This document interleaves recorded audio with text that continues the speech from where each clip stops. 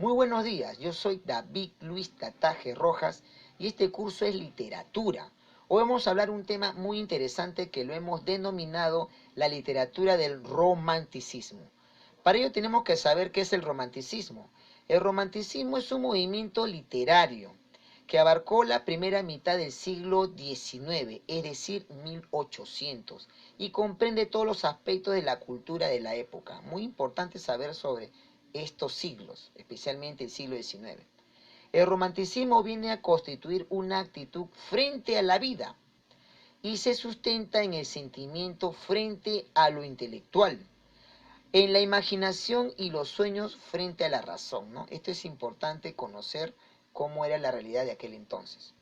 Alemania reaccionó muy temprano contra el neoclasicismo, es decir, el movimiento cultural anterior a este, al romanticismo, cuya figura fue Johann Wolfgang von Goethe, personaje importante de la literatura alemana y también de esta literatura del romanticismo, alemán y después europeo.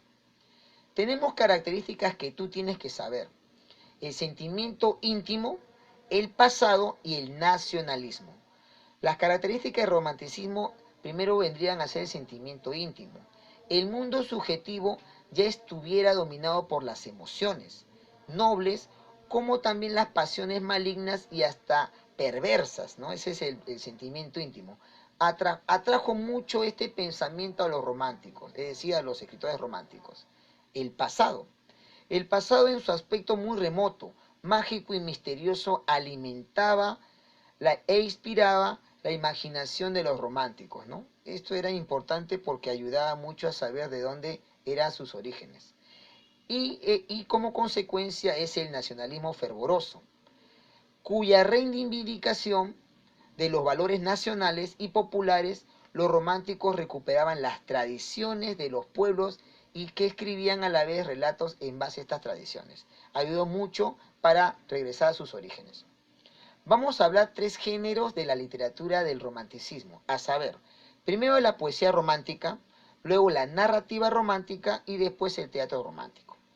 Vamos a hablar primero sobre la poesía.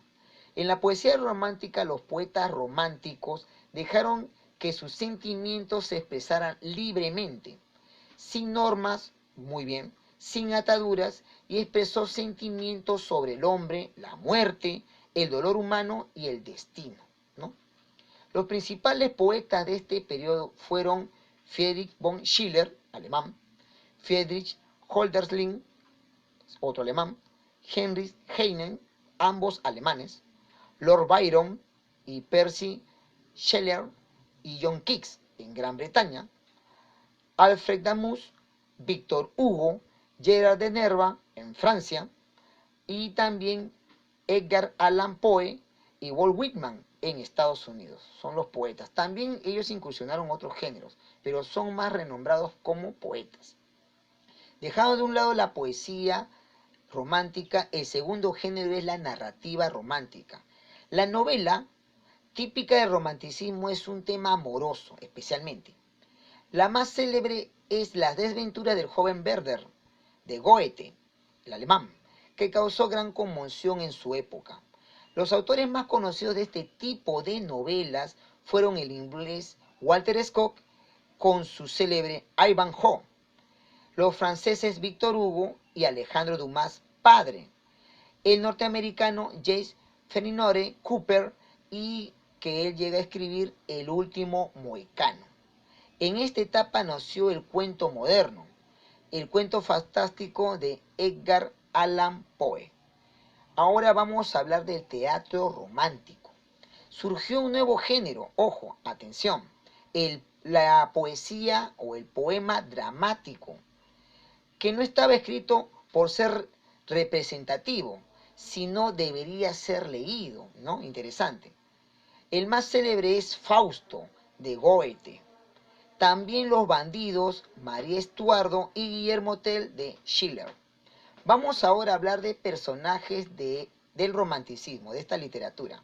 Tenemos primero a Johann Wolfgang von Goethe, el alemán. Abandonó la carrera de leyes para dedicarse a la literatura.